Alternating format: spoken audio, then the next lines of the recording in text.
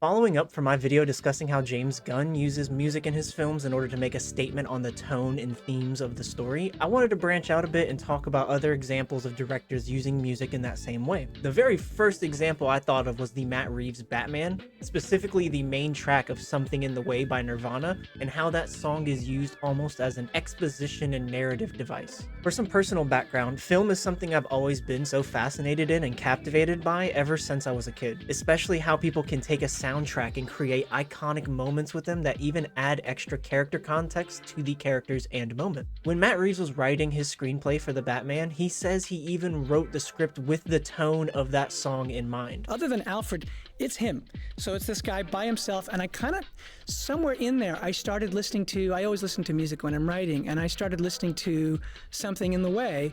The Nirvana song, and there was literally something in that. I said, oh, this is the tone. I sort of kind of get what he should be. That gives us good insight into how the movie uses the song in order to further emphasize the kind of headspace and character that version of Batman is. He's only in his second year of being Batman. He's so early in his career that Gotham doesn't even refer to him as Batman. Most people don't even think he's real. He hasn't worked out just what it means to be a symbol, and he hasn't fully realized his mission yet. At this point in his life, he's merely taking his pain and frustrations out on the criminals of Gotham in an act of self-gratifying, vengeful retribution. The best part is, the song is used to highlight that in the movie. Bruce wants to have a greater effect on the city and do what he can to clean the streets, but just like the song emphasizes, there's something in the way of him accomplishing that. And that very thing that's in his way is his own need for vengeance. That's why this villain works perfectly as an introduction to this character and as the catalyst to what pushes him to realize that he needs to be better than that he can be better than that. The first time this music hits is important context as well. It comes in for the very first time when Bruce confronts a scene mirroring his own childhood trauma.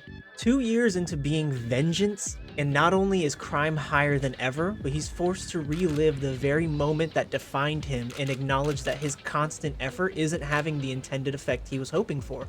His crusade has been largely fruitless so far. Yeah. Kid found him.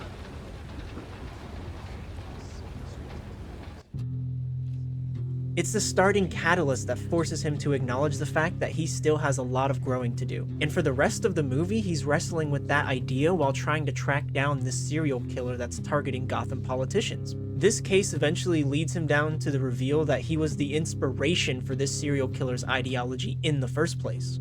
You showed me what was possible. You showed me all it takes is fear and a little focused violence. You inspired me. That's the moment Bruce realizes that this is his legacy, this far into his crusade. Rather than cleaning up the streets, he's only succeeded in inspiring even more violent vigilantes. This is merely the setup to the iconic confrontation with the Riddler's thugs, where they use his own tagline against him. Who the hell are you? I'm vengeance. Matt Reeves did a phenomenal job in tying the music and main theme song into his final revelation by the end of the film. That one song alone fully encapsulates Bruce's journey in this movie, and it is done exceptionally well and executed exceptionally well in the film. Together, we will learn to believe in Gotham again. I'm starting to see now. I have had an effect here. But not the one I intended. Vengeance won't change the past.